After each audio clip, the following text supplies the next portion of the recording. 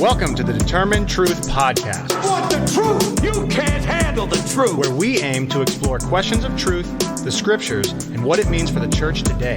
Here are your hosts, Rob Dalrymple and Vinny Angelo.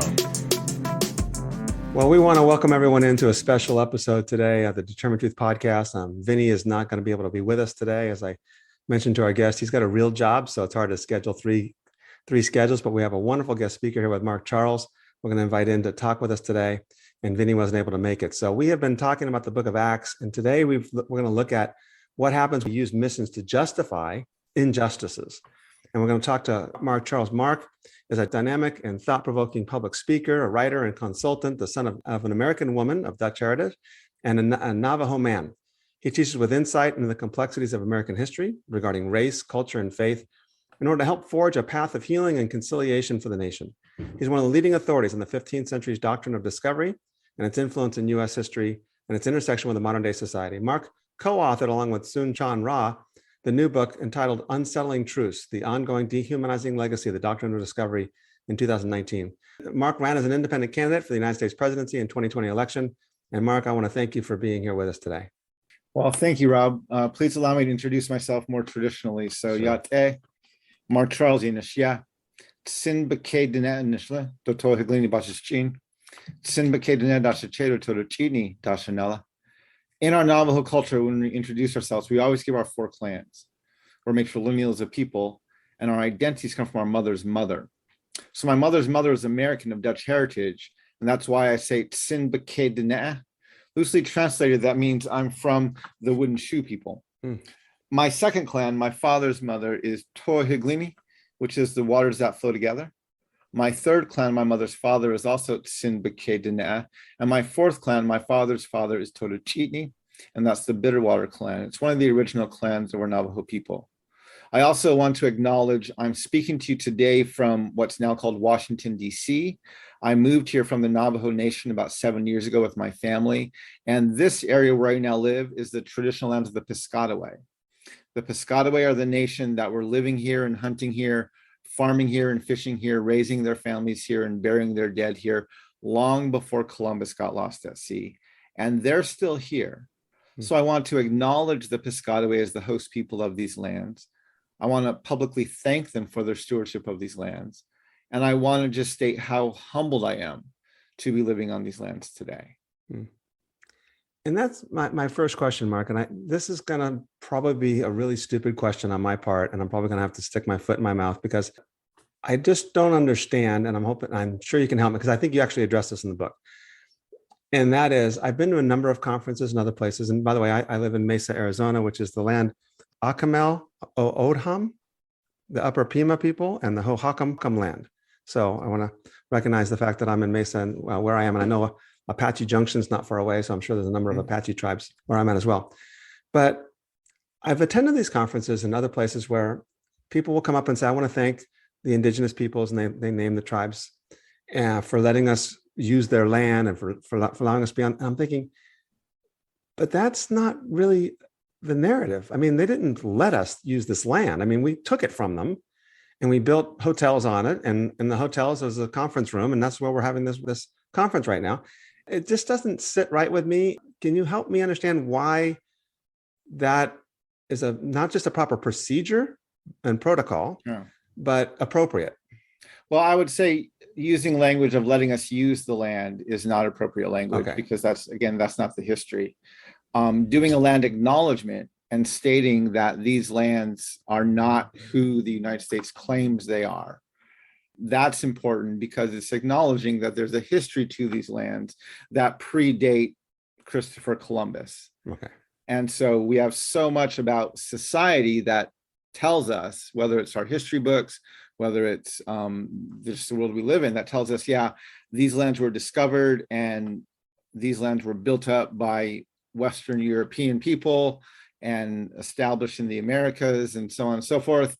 And that's not true, right? These lands weren't discovered. There were already people living here. In fact, the first sentence of chapter 1 of our book says, you cannot discover lands already inhabited. Right. And so acknowledging that, and then acknowledging, technically these lands were ethnically cleansed and colonized. and then at least acknowledging the people who live there. Okay. And stating the truth about the land is very important. I do it pretty much everywhere I go around the country. And it's something that, it's a very good way to kind of put a foundation on the conversation of this is where we're starting from. Right. And then we can kind of move out of that in a much more humble manner than instead of just not acknowledging it at all, or even acknowledging the myth that exists instead of the actual history. Okay. All right. So I remember I was right then to feel uncomfortable when they said, thank you for letting us use your lands. I'm like, they're not letting us use it. So yeah, when I was at the CCDA conference and I was in charge, I was working, this was in Tennessee, and we were doing a land acknowledgement, and Charles Robinson was doing our land acknowledgement. And I invited him up at the beginning of the conference to acknowledge his people's land that we were on that day. And I told him before he took the stage, I said, you can say whatever you want. You can say welcome. You can say get the hell out. Whatever, you can say whatever you want to say. Yeah. This is your land. Yeah. And I very bluntly gave him the freedom to say whatever he wanted to say. And he very graciously welcomed the conference to that land. Okay. I've done that other places where I speak too, where I'll ask if anyone from the land that I mentioned that we're on is in the room. And usually if they're in the room, I'll either have them stand up and honor them, or sometimes I'll just say, please feel free to address the gathering here and say something that you'd like to say. Wow. Interesting. So in the book, I'm not sure how much is in the book or how much is just my research before you kind of give your story a little bit and how you come from a mixed background. But at some point, I think in your adult life, after you already married, you went to the Navajo lands from where you came from and lived there for what, a dozen years? Yeah. So our family, I was born, I always call it a ghetto, a Dutch ghetto, just off the Navajo Nation. And so the mission compound I was born on was built by the Christian Reformed Church of North America, who established an Indian mission in the early 1900s, like 1903, 1904, I think. And they started a school, they started a hospital, a church, and a boarding school. This is the same boarding schools we hear about around the country, where the goal was to kill the Indian to save the man. And that's how Rehoboth was started. This is now 1903, 1904, so over 100 years ago. And when I was born, the hospital, the school, and the church were still there, but they were kind of moving in separate directions. And the school was becoming a day school. So it was actually transitioning from being a boarding school to a day school. And even just out of interest, I mean, the Christian Reformed Church called their mission Rehoboth, right? Rehoboth, this is taken from the book of Genesis that says, the Lord has given us room and we shall flourish in the land. Now, if you read chapters 9 and 10 of Unsettling Truths, you'll learn that God did not give that land to these Dutch missionaries, these Dutch American missionaries. That land was literally, the very land where Rehoboth sits was literally ethnically cleansed by none other than Abraham Lincoln. And the native nations, the Navajo Nation and the Mescalero Apache from the surrounding area, we were ethnic cleansed from that land, moved down to what could only be called a death camp. And we were in prison there, where a quarter of our people died when Abraham Lincoln was assassinated. And so for the Christian Reformed Church to call their land, their mission, Rehoboth, is heresy, right? God did not give them that land. Their government stole it and ethnically cleansed it. And then they bought it a few decades later. And so this is where I grew up, in that area, this Dutch ghetto just off of the Navajo Nation. And so when they stole the land and then they built Route 66 and the railroad that goes right through there, through Albuquerque, New Mexico, Grants, New Mexico, Gallup, New Mexico, and out to Flagstaff, Arizona, all that area. So that was native Navajo land that was stolen from us, so that when we were moved down to Bosque Redondo, then the government claimed that land. And that's where they eventually built both Route 66 as well as the railroad through there.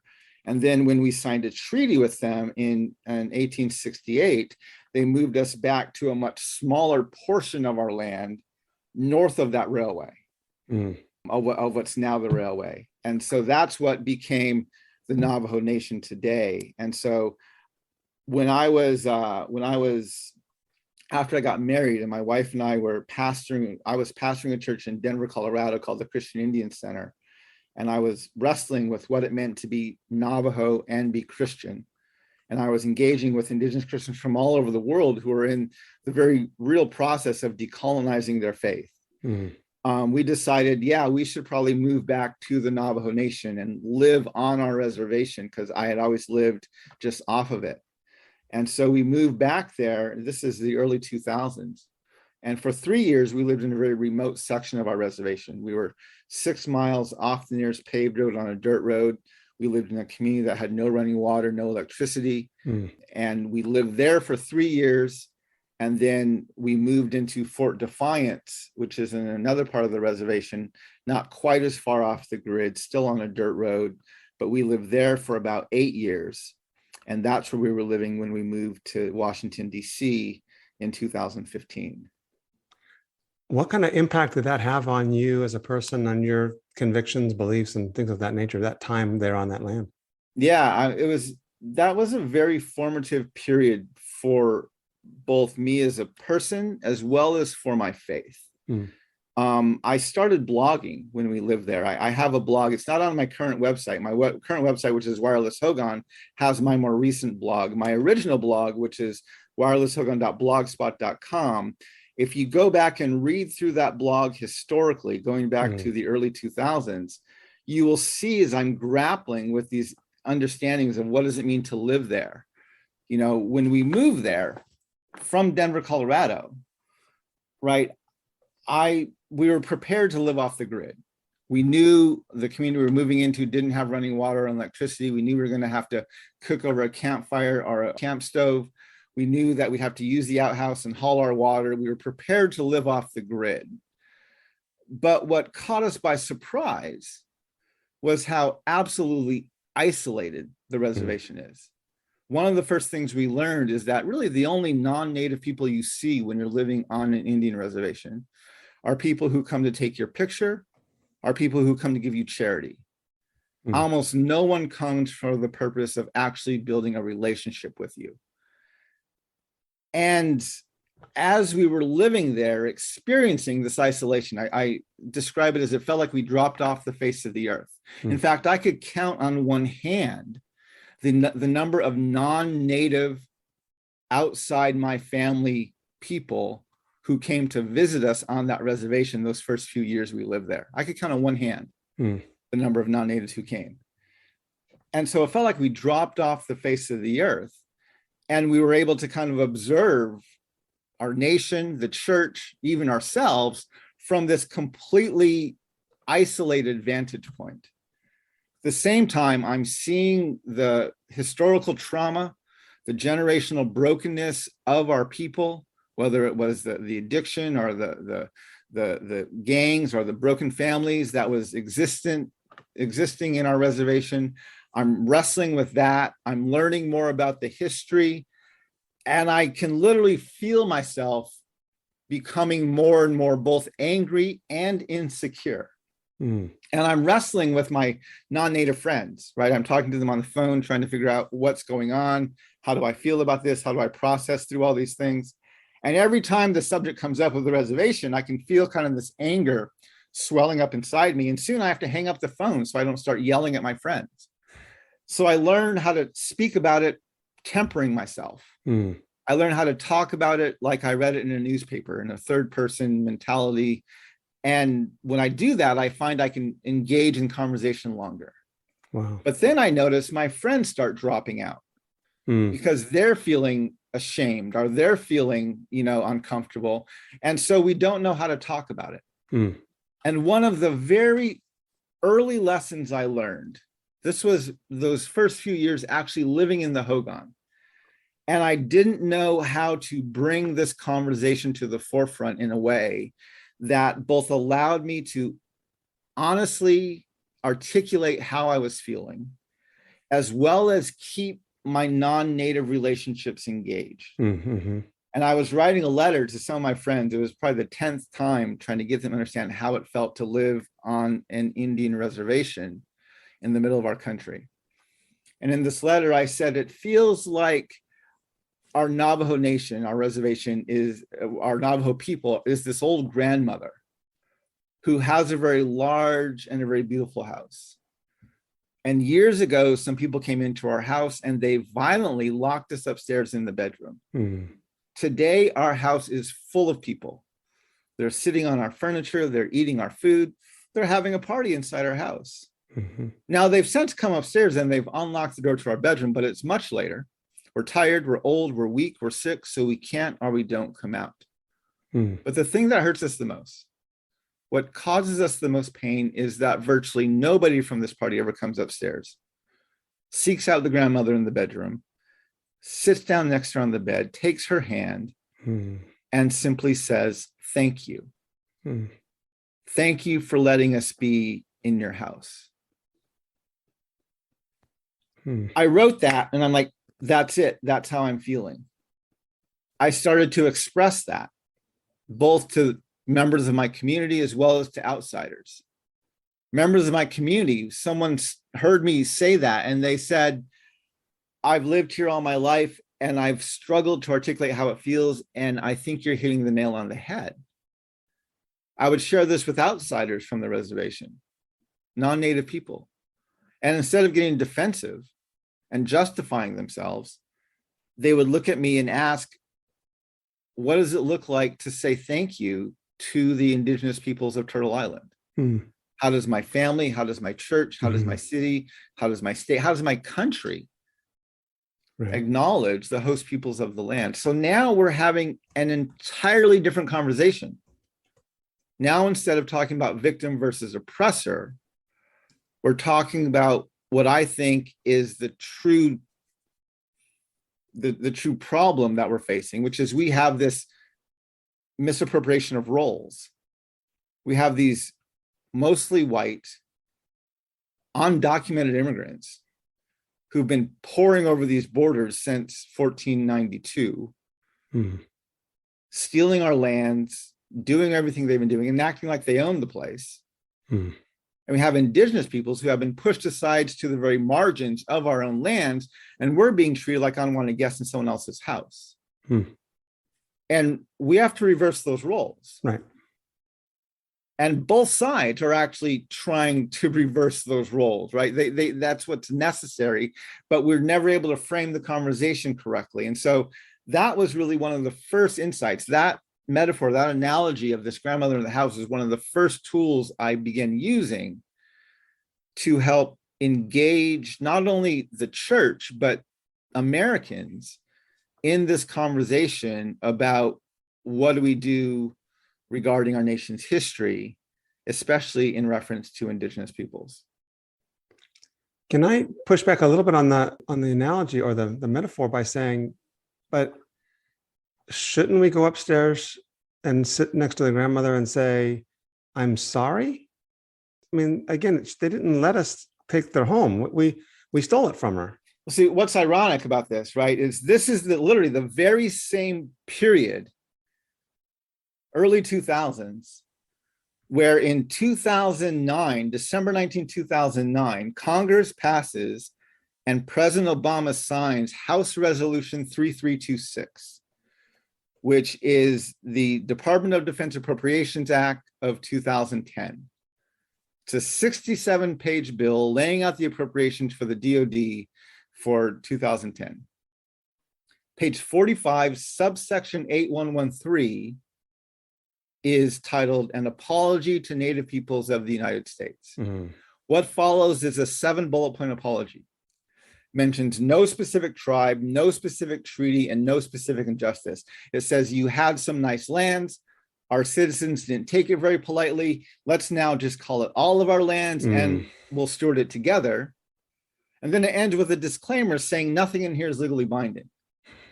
So while I'm talking about this metaphor of a grandmother in a house, the nation is literally signing, because that apology While it was passed and signed, it was never publicly referenced. Right. It was never read. It was never acknowledged. It was stuffed into a drawer and no one ever spoke about it again. And so my response to what you were saying is absolutely the nation needs to apologize. Okay. The problem is the nation has no clue what it's apologizing Right. for and is nowhere near even close to being ready to apologize. Okay. And so the reason I ask for gratitude, again, I'm trying to reverse these roles. So you might say, well, it's too easy to say thank you. It is pretty easy. But if you acknowledge, if you're really honest about expressing that gratitude, what you're acknowledging is I shouldn't be here. Right. I'm on land where I don't even have a treaty to be on these lands. Right. And so it actually takes more, I think, to sincerely say thank you. Okay. And again, our nation is nowhere near ready, even today, over a decade later, nowhere near ready to begin to apologize for what it doesn't even know what it's done. Right. Let's go down that path first, because I think there's so many different conversations I want to have with you. This is incredible. And from my heart to yours, I'm sorry. From my heart to yours, I wish I knew more. And I want you to help me understand. And I want you to help me go the next step and saying, okay, what do we do now? I mean, because saying I'm sorry, that's easy too. And we're done, conversation's over with, and we go our own ways. But what do we do next and things of that nature also? But let's talk about what did we do? Because as I read your book and I read some of the stories in there, and I'm thinking, okay, this is not the history that I was told. And I'm pretty certain that this is not the history that most Americans have been told, because I have a public school education and a bachelor's degree from Cal State Hayward in history. And this is not the history that I was told. So let's talk a little bit more about that. And so essentially, some of the treaties that were signed, for example, were just simply inequitable, weren't they? So I just gave a lecture literally a month ago, early June. I gave a lecture at the Museum of Indigenous Peoples in Prescott, Arizona.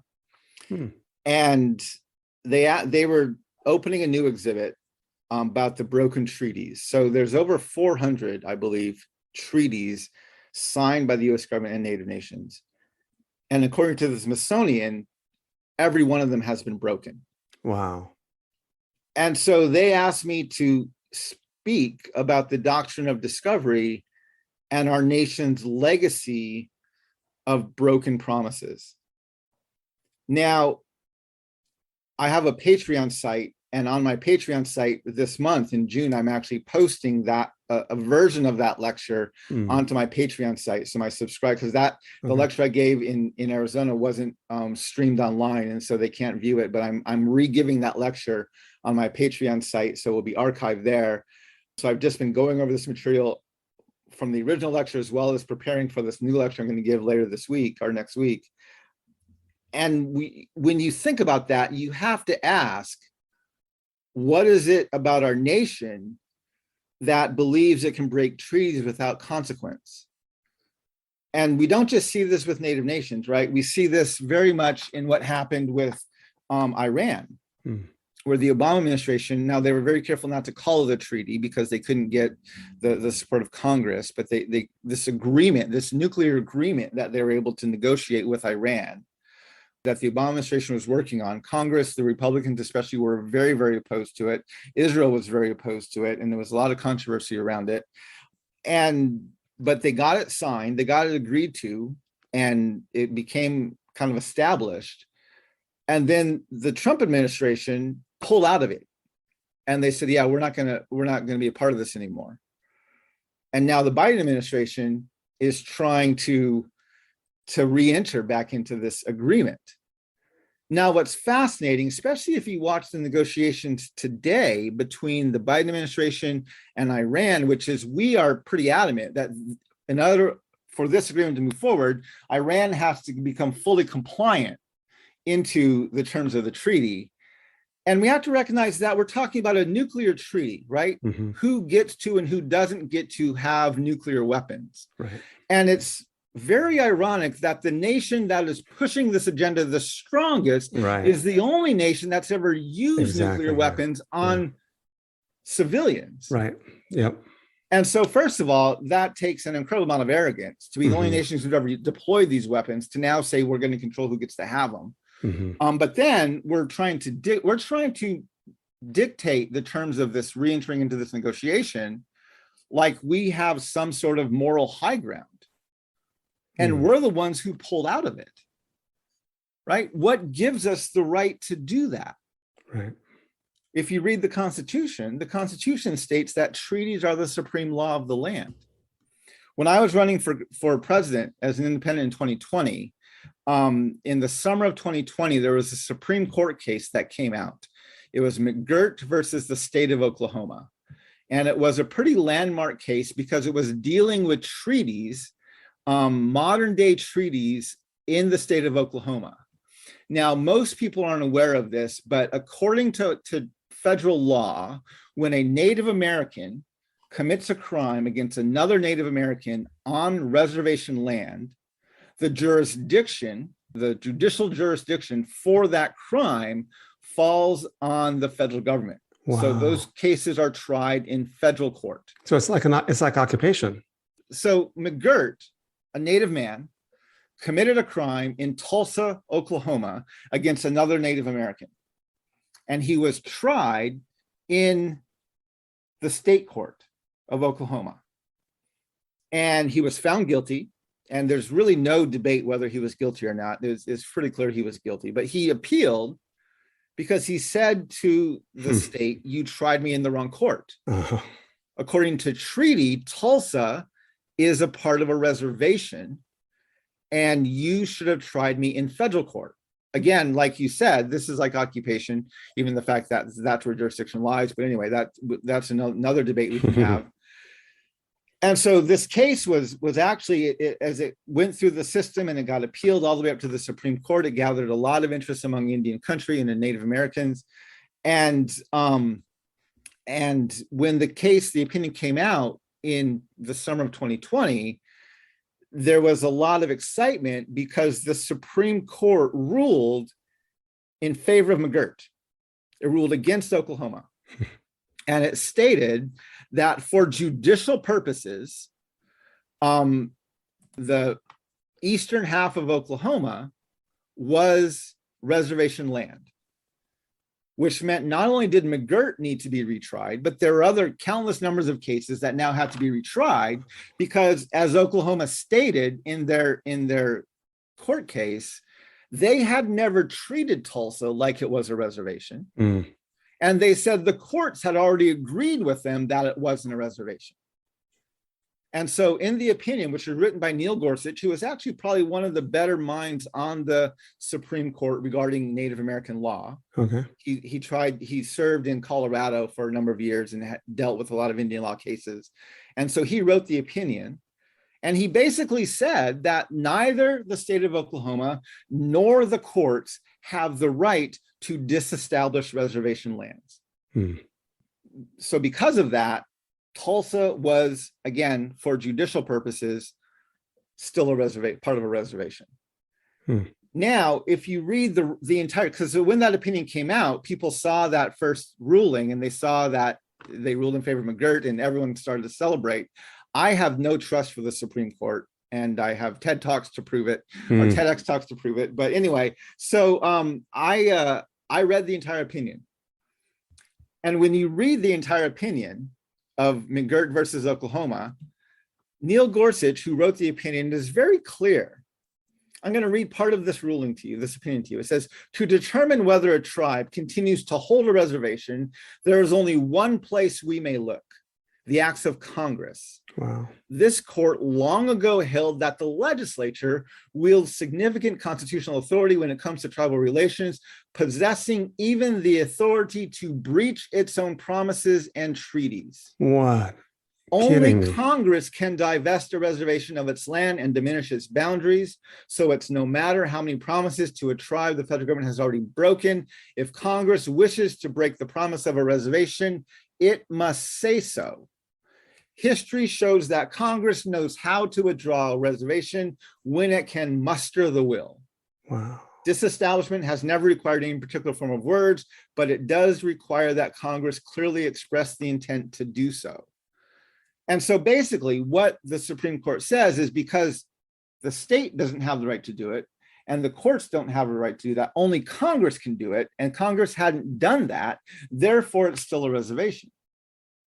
But he's very clearly saying to the state of Oklahoma, if you want the eastern half of your state to not be a reservation, you need to appeal to Congress because they have the right to break treaties, and there'll be no one holding them accountable. Now, here's the other side of this, right? Most people think treaties are Indian issues, right? So when you have a treaty, right? I think it was the Creek Nation who had this treaty with for Tulsa for a reservation there, and they joined the lawsuit with McGirt. Now I forget where they came from. That was North Carolina, Georgia, somewhere on the East Coast. So if the treaty states if you leave your lands in the East and live on these reservation lands in the West, right? This is the treaty, right? So if Congress breaks the treaty, yes, it disestablishes the reservation, but what does it mean for the lands on the East? Technically, they would lose jurisdiction over them, right? The government would? Yeah. If the treaty says, if you move from this land, we'll give you lands over here. Okay. And they break the treaty and say, we're not going to let you have these lands over here, then legally, technically, that removes the government's jurisdiction over the lands over here. They get the first lands back.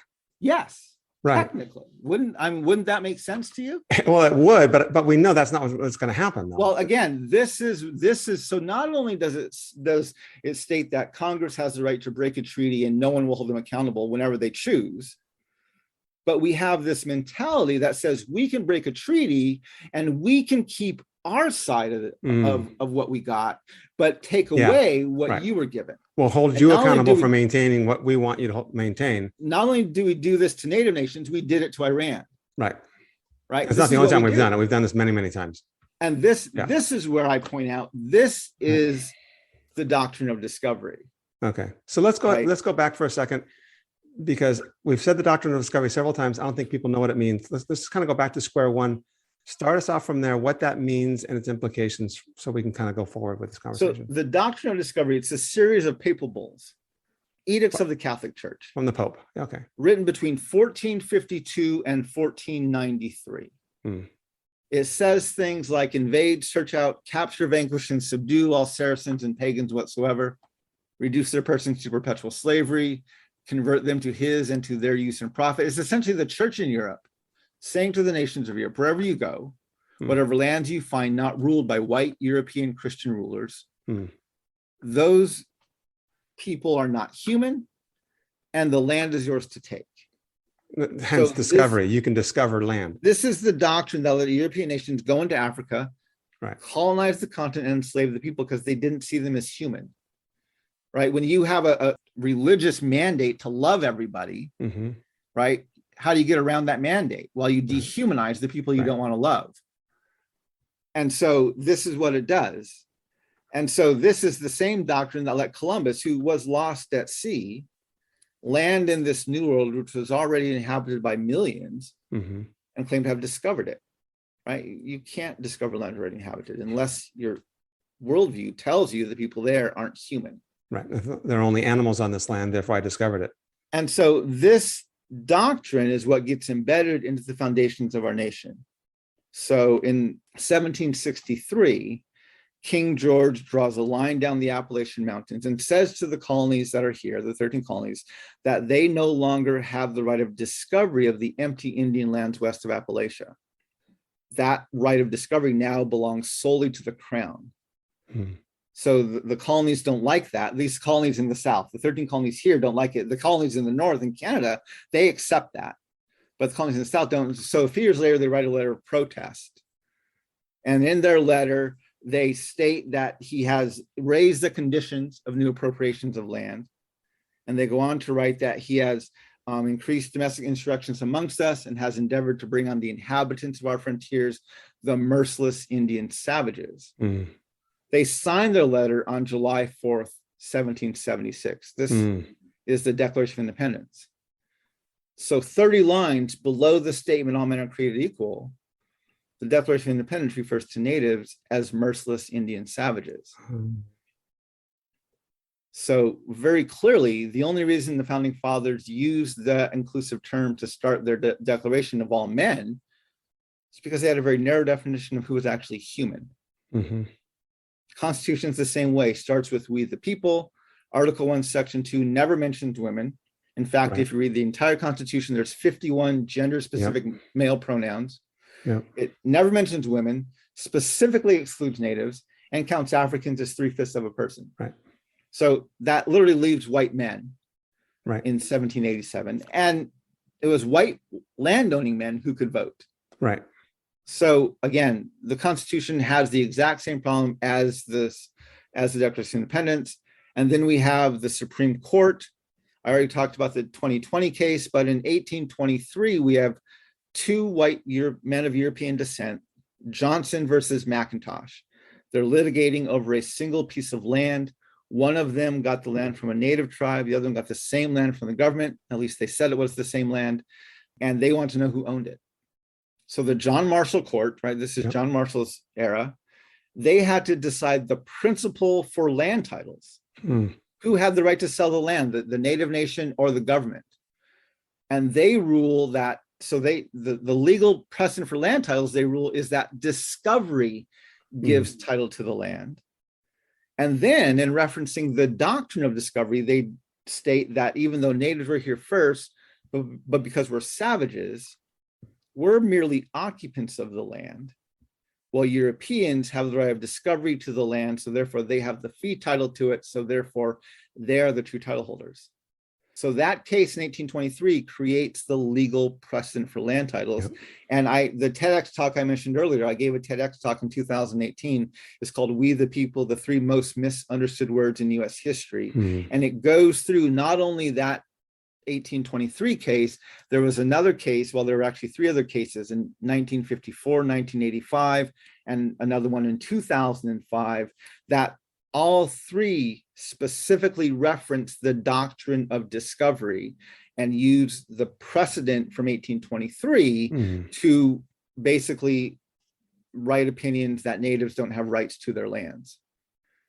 And so I go through that case, the 2005 case. I actually demonstrate, I don't have time here, I demonstrate how it's probably one of the most white supremacist opinions written in my lifetime, using the very same logic that John Marshall used in 1823. And the opinion in 2005 was written by Ruth Bader Ginsburg. Oh, wow. Really? Yes. Hey everyone, thanks again for listening to the podcast. We really appreciate it. Hopefully it's blessing you. Hey, do us a favor. If this is something that you are digging, if it's helping you, if it's encouraging you, take a second just to like it, give it a review, give it 5 stars if you think it's 5-star worthy. Share it with your friends. And we just want to get this out to more people. This isn't something that we're in for the bucks, but it's something that we want to encourage and equip people with. So do that, help us out. And now we'll get back to the podcast. Now, if I'm hearing you correctly, and now there's so many things I want to talk to you about. If I'm hearing you correctly, what you said earlier was that when you begin to tell the stories, tell the narrative, that people just can't handle it. It's too much. And you found that disconnect. How do I tell them what happened? How do I tell the stories? And how do I get them to continue to listen? Is that fair of what you were thinking of earlier? Yes. It was, how do I have an honest conversation about this without softening it and without losing my audience? But if we start with understanding of what we just laid the foundation for now, that ultimately the people who came in, Americans, Europeans, colonialists, and had an attitude of these people are less than human, they're savages, and things, and on and on and on and on, 3/5 of a person if they're people of African descent, then we shouldn't be surprised with the stories that you're about to tell, because that's what we do. That's what people do to savages, especially when you impose economic factors on it, when you impose power behind it, when you impose land and freedom, and when you put all those things into the mix in the hands of one group, and then that one group says, and they're savages, then they're going to brutalize these people. I mean, this is world history. Yeah. So can you, and I know we don't have too much time, and I'm not sure how much you want to go into, but give us an understanding a little bit more specifically of some of the ways in which the Native Americans were brutalized and were treated. Not just the breaking of trees, things of that nature, and obviously taking off good lands, put on bad lands. Okay, but more specific than that even. Yeah. If you don't mind. I mean, there's so many places where we could talk about this, and there's several chapters in our book. Two of the most challenging chapters for people to read of Unsettling Truths are chapters 9 and 10. Right. 9 and 10 work to deconstruct our nation's mythological legacy of Abraham Lincoln. Mm-hmm. So the narrative that we've created around Abraham Lincoln is that he redeemed our country from a country of enslavement into a country of equality. Right. That he believed in the value of Black lives, and that he was fighting for equality in our nation. And that's a complete myth. Right. Right. And when you look at his writings, and I won't go into all the detail here, Abraham Lincoln was a blatant and unapologetic white supremacist.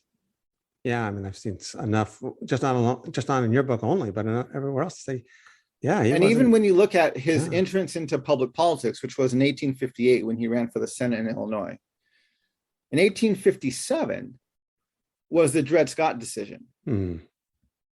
This was the opinion of the court that basically stated people of color were not entitled to protection from our founding documents. This is the Dred Scott decision. Yep. That was the political debate of the day, just like Roe versus Wade is one of the political debates of our generation. Dred Scott was the political debate of the day. And if you read the Lincoln Douglas debates, there are multiple occasions where Abraham Lincoln is asked or responds directly to questions about, does he believe our founding documents apply to Black people? And he clearly states he doesn't. Right. He is very clearly taking a side on Dred Scott when he introduces himself to the nation, and that he agrees with it and does not believe and has no intention of allowing our founding documents to protect people of color. Right. So we have to get that clear. And this is right. This is why his legacy, which is the 13th Amendment, doesn't actually abolish slavery. The clause in the amendment keeps it legal in the prison system. Right. And so, yes, he was against chattel slavery, but he in no way believed in the equality of Black people and wasn't sure what to do with Black people once they were not enslaved. And so he kept it legal within the prison system so that on a whim, any officer, any judge, any jury could incarcerate a person of color, remove their civil rights, and not have them a part of mainstream society anymore. Yep. So first we have to get rid of that myth that he actually cared about Black people or cared about equality. He didn't. But in 1862, he signed two bills. He signed the Pacific Railway Act and he signed the Homestead Act, which were the acts. The Homestead Act allocated 160 acres to any family willing to move west and homestead for 5 years. And the Pacific Railway Act allocated the land and the resources to complete the Transcontinental Railway. In the middle of the 1800s, the nation was working very hard to complete what it termed its manifest destiny. Right. Its belief that it not only was a God established a nation, but it had the God-given right to rule this continent from sea to shining sea. And it was very clearly, if you look at our history of the 19th century, as we were expanding westward, adding 30 some plus states to the Union, right? We were literally going across and ethnically cleansing this continent to make room for white settlement and for states and everything else to be established. In fact, it was so bad in 1851, Peter Burnett, who was the first governor of California, and California bypassed being a territory, jumped directly to statehood after the gold rush of 1849. And it became a state. And Peter Burnett, the first governor of the state, in his State of the State address in 1851, he said that a war of extermination will continue to be waged between the races until the Indian race becomes extinct, must be expected. Wow. While we cannot anticipate this result, but with painful regret, the inevitable destiny of the race is beyond the power or the wisdom of man to avert. He's not saying disease has spread and we can't stop it. He's not saying famines broke out, we can't feed them. He's literally saying we can't stop killing these people until we completely destroy them. And so this notion of manifest destiny, this notion of promised lands, again, once we start talking about promised lands, if you read the book of Deuteronomy and Joshua, clearly, when God gives you promised lands, that comes with a mandate to ethnically cleanse and commit genocide on those lands. So this is literally what our nation's doing in the 19th century as it's completing its manifest destiny. And so 2.5 years after signing the Pacific Railway Act and the Homestead Act, after the removal of the Winnebago and the Dakota from Minnesota and the hanging of the Dakota 38, nullifying all the treaties in those states and removing the people, after the Bear River Massacre of the Shoshone in northern Utah and southern Idaho, after the Sand Creek Massacre of the Cheyenne and Arapaho in eastern Colorado, and after the Long Walk and the removal of the Navajo and the Mescalero Apache from the territories of New Mexico and Arizona, Abraham Lincoln has literally ethnically cleansed the northern, the central, and the southern routes of the Transcontinental Railway, making him one of the most genocidal presidents in our nation's history. Wow. When we introduce that in chapter 9, one of the statements that we make, because of the truth that history is written by the victors, and because the United States of America has never lost a war that matters, we've never given up large tracts of land, we've never been disarmed, we've never had a regime change, right? We've never lost a war that matters. We've never borne the scorn of the global community. We've written our own history for 250 years. So if we imagine that Nazi Germany wins World War II, right? Just imagine Nazi Germany wins World War II. How would their history books record Adolf Hitler? He'd be their greatest fear ever, right? How would their history books record the Holocaust? Well, we have Holocaust deniers today. Imagine if they won the war. There was no Holocaust. There was no Holocaust. This is the exact same thing we did with Abraham Lincoln. We took a blatantly unapologetic white supremacist who publicly agreed with Dred Scott and even hung in the Lincoln Memorial one of his quotes that says, my primary object in this struggle is not to save or destroy slavery, it's to preserve the Union. And if I could preserve the Union without freeing a single slave, I would do it. If I could preserve by freeing all the slaves, I would do it. And if I could preserve by freeing someone, leaving others alone, I'd also do that. Clearly stating Abraham Lincoln had absolutely no regard for Black lives. And we hang that in his temple here on the National Mall, right? We've done the exact same thing to Abraham Lincoln, just like Nazi Germany would have done to Adolf Hitler had they won their war. And let me stop you for a second, because that is a very provocative statement, an incredibly provocative assertion that I think people would recoil. Most listeners are going to go, no, there's no way. But but you're saying, exactly. Number one, you're holding up the book. Those of you who are listening to the podcast, the reality is we know what Lincoln was like and what he did and what he said. I mean, it's just documented. This is not question. I think what people would have a difficulty with is say, well, we would never have done that to Hitler. And it's like, your point is not understood as soon as someone says that, because your point is like, you can't, to equate Hitler and Lincoln is fair because of what Lincoln did. And if we did it to Lincoln, then there's no reason to say that why wouldn't Germany not have done it to Hitler? So I think that's a fair point. Let me read the quote Abraham Lincoln used to introduce himself in 1858 during the Lincoln-Douglas debates.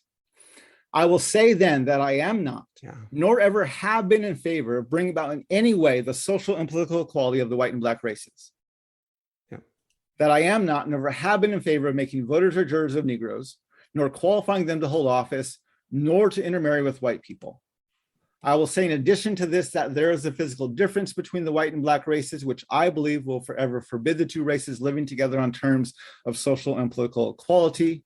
And in as much as they cannot so live while they do remain together, there must be the position of superior and inferior. And I, as much as any other man, am in favor of having the superior position assigned to the white race. Yeah. All right. So there's so much more I want to talk to you about. I thank you so much for your time as it is already. And I want to acknowledge your time here, but if we can go one or two more directions. One is the church's complicity in this. The reality is, and this is a podcast I can do later on, but my background is eschatology and biblical theology, and John Winthrop and many of the founding fathers, even these great heroes of the colonial enterprise, justified all that you're talking about because America was the promised land, as you kind of alluded to already.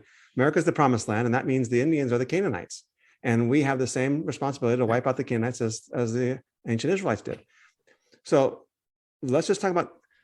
Because the question is like, okay, this is, what do we do with this? But I think we first need to stop and say, hey, we played a part in this. Yeah. And again, to say that we didn't play a part in this is to be so individualistic. It's to fail to recognize the fact that the church is a corporate entity, and we are one. And so help us wrestle with that for just a few minutes here. The church's complicity in this, and what does that mean for us? So the first thing we have to do to really wrestle with that is we have to get past the belief that this is a partisan problem, right? That's become the debate in the past even few years as well. It's the ultra conservative or it's the ultra liberal, and this is a partisan problem. And if we could just deal with one of those two extremes, everything would be fine. So many of these values are bipartisan values held by the left and the right, the conservative and the progressive. They're American values. They're American Christian values. And we don't know how to acknowledge that. Two of the other most important chapters in the book Unsettling Truths are chapters 3 and 4, which go through the history of the church and help us understand how the church got from the teachings of Jesus, who said things like love your enemies and pray for those who persecute you, how we got from that to a doctrine of discovery that said kill people who don't look like, act like, think like, or worship like you. Now, I want to jump to modern day because I want people to understand, because if we think this is just the problem of those people, we're never going to address it. We're never going to think it's severe enough to fix it. Let's go back to 2020. And we've had the lynching of George Floyd. We've had other racial motivated shootings in our country. And there's really an uproar, and there's a lot of racial protests. And one of those protests is taking place in front of the White House. And on the morning of June 1st, the law enforcement aggressively clears the park of people who are protesting violence against people of color in front of the White House. Law enforcement aggressively clears that park, and President Trump walks out of the White House across the park, stands in front of St. John's Church, holds up his Bible and takes a picture, right? Absolutely, this was a dog whistle to white Christian nationalism. This was his saying to white evangelicals across the country, I'm your president, I believe in the Bible, and we're going to get rid of these racially motivated, these protesters who are people of color, and it was a dog whistle to white Christian nationalism. And Donald Trump rightfully got called out for it. I mean, he did get called out for it. That's very true. Now, in 2021, in late August of 2021, there was a terrorist attack on the international airport in Afghanistan. And several US service members were killed in that terrorist attack. And in response to that attack, President Biden made a statement. And this is what he said. First, he said this. He said, to those who carried out this attack, as well as anyone who wishes America harm, know this. We will not forgive. We will not forget. We will hunt you down and make you pay. I will defend our interests and our people with every measure at my command. Now, we just have to, first of all, notice the language of that paragraph, because Donald Trump got called out repeatedly for talking about his big red button and how eager he was to press it and all these things. And we see when Joe Biden gets into a corner, he uses the exact same language. Right. We won't forgive. We won't forget. We're going to hunt you down. I will defend our interests with every measure at my command. What does that include? Nuclear weapons. Okay, so we just have to notice the rhetoric is almost exactly the same. Then he goes on in his speech and he thanks some of the generals and the leadership in Afghanistan for helping to deal with this crisis. And then, well, let me step out of this for a moment. If you listen to President Biden's State of the Union earlier this year, he used the word sacred twice. He talked about the Capitol as sacred ground. And he talked about our sacred duty to provide for our military veterans, right? Our veterans, he was highlighting, are not being treated well in dealing with the effects of war. And he didn't talk about our moral obligation or our national obligation. He talked about our sacred obligation, which brings in an aspect of the divine. So why would he see caring for veterans as a divine obligation? Well, in his speech in Afghanistan in 1821 regarding the terrorist attack there, this is what he said. He said, those who have served through the ages have drawn inspiration from the book of Isaiah when the Lord says, whom shall I send and who shall go for me? And the American military has been answering for a long time, here am I, Lord, send me. Here I am, send me. So Joe Biden believes that the United States military is the army of the Lord responding to a prophetic call on par with that of Isaiah the prophet. Wow. And no one said a word. Right. That's blasphemous, by the way, just in case you want to make sure everyone understands. Absolutely. That's the epitome of blasphemy right This there. is, and so to say white Christian nationalism is a partisan problem, right, is laughable. Right. You could even argue that Joe Biden has a more educated understanding of his white Christian nationalism than Donald Trump does. I would argue Donald Trump's understanding comes out of ignorance and out of a desire to be liked. Yeah, Joe power. Biden's actually thought through these things. Right. And so this is where we have to say, we have presidents from both sides. Yeah. Right? We have Ruth Bader Ginsburg writing one of the most white supremacist Supreme Court opinions in my lifetime, referencing the Doctrine of Discovery and stating natives have no claim to their lands in 2005. Right? Clearly, white supremacy is a bipartisan value. We have to acknowledge that these things we're dealing with are not the problem of our opponents politically or even religiously. These are American problems. And Americans believe this about ourselves. And this is what we need to address.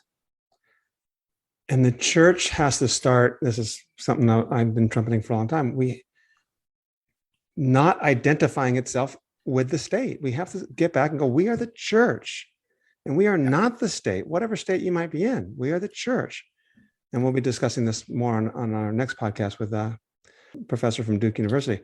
So I'd like to read you something that I wrote. Okay, please. This was a few months ago, a few years ago. Sorry, I wrote this. I wrote this in 2018. I do some consulting with the Worship Institute at Calvin University and Calvin Seminary.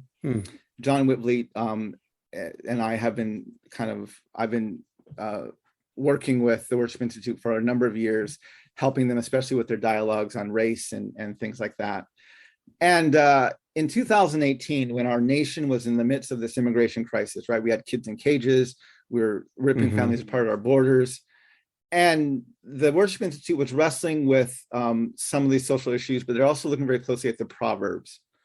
And John asked me to write something about some of my prophetic call but in the form of a proverb.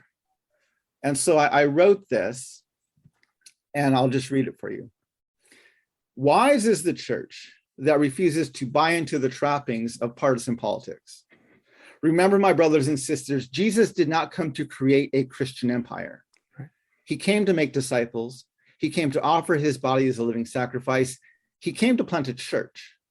When the church merely lobbies one political leader and protests the other, when for the sake of argument or political gain, the body of Christ turns a blind eye to one sin and magnifies another, we are not representing the headship of our body, who is Christ. As vile, repulsive, and urgent is the Trump administration's separation of families at our border, it's not the first time. Indian removal, the slave trade, boarding schools, lynchings, Japanese internment camps, mass incarceration, even the deportation numbers of the Obama administration. The list of ways the US government has worked to destroy the family structure of people of color throughout our history is as long as it is depressing. So let's stop pretending that President Trump is the God-ordained savior or the ultimate demise of our union. The same with President Obama or President Biden. What our nation needs is not for Democrats to be better Democrats, nor do we need Republicans to simply be better Republicans. We don't even need our nation to be more Christian. My brothers and sisters, the United States of America is not, never has been, nor will it ever be Christian. Jesus did not come to create a Christian empire. He came to make disciples. He came to offer his body as a living sacrifice. He came to plant a church. And wise is the church that refuses to buy into the trappings of partisan politics. I agree with Kenneth Kaunda, the former president of Zambia, who said, what a nation needs more than anything else is not a Christian ruler in the palace, but a Christian prophet within earshot. Yeah. All right, let me finish up if I can, if you don't mind giving a few more minutes here, please. And thank you so much. So you made the statement earlier, what does it look like today to say thanks? And I want to ask that question, and maybe even a second question, if I may, and that is, are reparations appropriate, and what do they look like? And if I had a third question too, what can the average person do? What are you calling me to do? What are you calling the average listener to do as an individual Christian who's been convicted of these things? So kind of a hodgepodge of different questions there. There's so many different ways Yeah. we need to discuss this. The first question you said was what? Can you repeat What does it that? look like to say thanks? The beginnings of the way to say thank you is the building of real relationships. Hmm. That's the first step. Okay. Learn whose land you're living on, whether they were ethnically cleansed or wiped off the face of the earth. Learn whose land you're living on. Learn what treaties were broken so that you could continue living on that land. Hmm. And begin to both learn the history of the land as well as build relationship with the people from that land. Not with an agenda, not with a penance, Mm-hmm. but with just a desire to build a real and sincere relationship. That's the first step. Okay. The second step is there needs to be a question about what do we do next. But I would argue the nation isn't yet ready to answer that question or to ask that question. One of the things, my co-author, Seung-Chan Ra, before the book we wrote together on Unsettling Truths, he wrote another book called A Prophetic Lament. And it's no mistake that he and I wrote Unsettling Truths together, because one of the things we point to for the church is to lament its complicity in this history. Mm-hmm. Lament is not a repentance. Lament's not even asking for forgiveness. Lament is sitting in the brokenness and allowing the depth of the brokenness to possibly even overwhelm you. Mm-hmm. Seung-Chan brilliantly points out in his book how anemic the church is at lament. Yeah, absolutely. I tell people it's almost impossible to lament when you believe in the myth of your own exceptionalism. There's no Mm-hmm. space to lament there. And so the church needs to sit in a season of lament for longer than it feels comfortable, Mm-hmm. until Creator shows up. and allow Creator to point in the direction of what steps need to be made next. Okay. And the third is, and I've been speaking about this a lot more recently, right? There's a lot of questions about reparations and about how do we begin to restore what was broken. One of the things I'm adamant about is that, and this was when I ran for president, this was one of the key planks of my platform, which is the United States of America needs a national dialogue on race, gender, and class. Mm-hmm. A conversation I would put on par with the truth and the reconciliation commissions that happened in South Africa, Rwanda, and Canada. Mm-hmm. But I would not call ours truth and reconciliation, because reconciliation implies there was a previous harmony, which isn't accurate. Mm-hmm. Our relationships here on Turtle Island with Europeans began in brokenness. Mm-hmm. And so we don't need truth and reconciliation. We need truth and conciliation. Mm-hmm.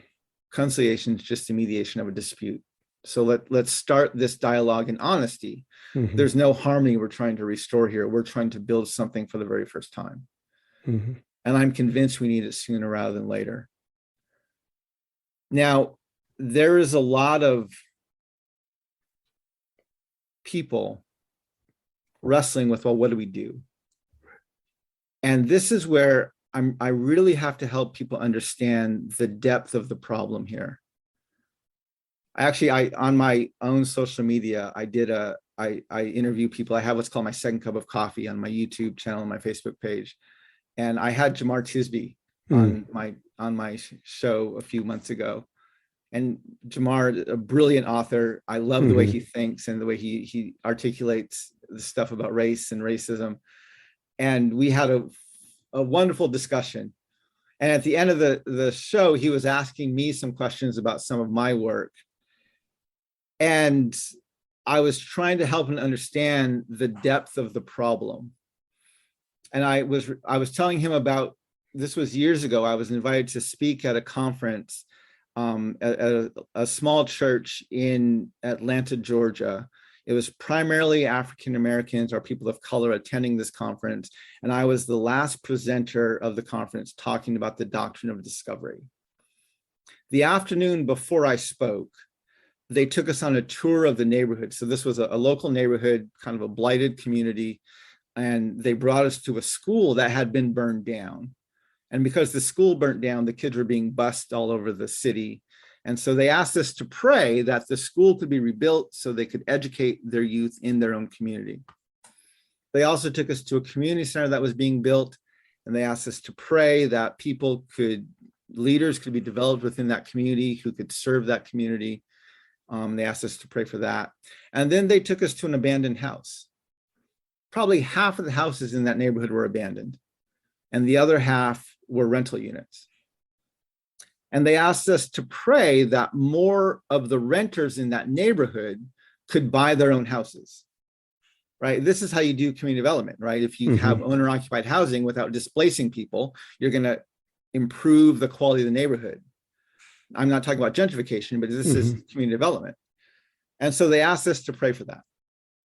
We then went back to the church, and I spoke on the Doctrine of Discovery, including how the Doctrine of Discovery is used by the Supreme Court in 1823, 1954, 1985, and 2005 as the legal precedent for land titles.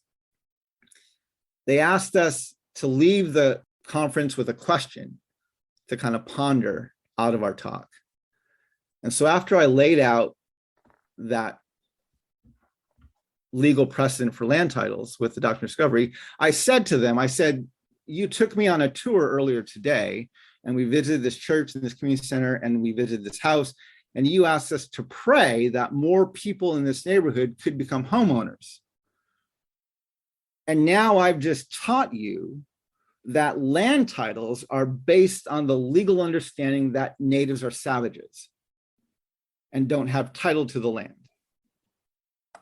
I said, I'm curious how that makes you feel. And the people said, well, we don't have access to loans. We don't have good jobs here. I said, no, that's not the question. We prayed for divine intervention. You asked God to help you buy your homes. And I'm pointing out to you that home ownership is based on the legal understanding that natives aren't human. I'm just asking how you feel about that. And the people just kind of stared at me. And I said, this is the problem. We don't know what justice looks like when everything we have is stolen.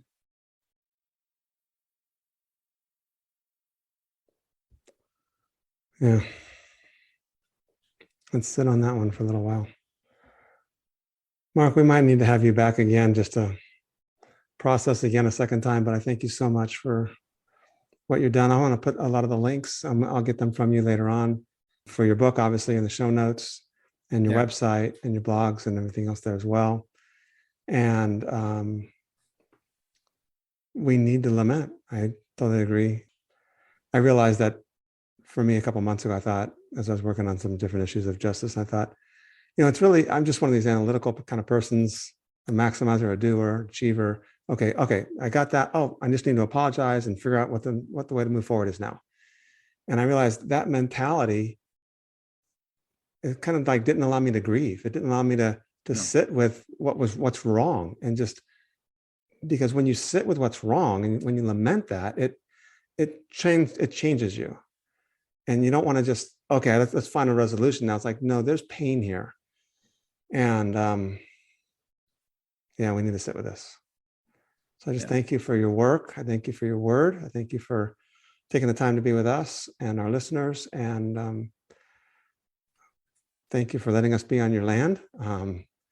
And help us, if you will, as we continue to first to lament and then to figure out what do we do next. Yeah.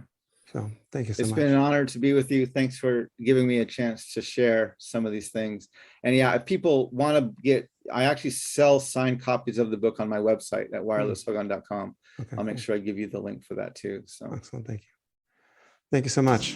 Thank you for listening to today's podcast. Please subscribe to and like our podcast. You can follow Rob's blog at determinetruth.com or purchase his books on amazon.com. See you next time.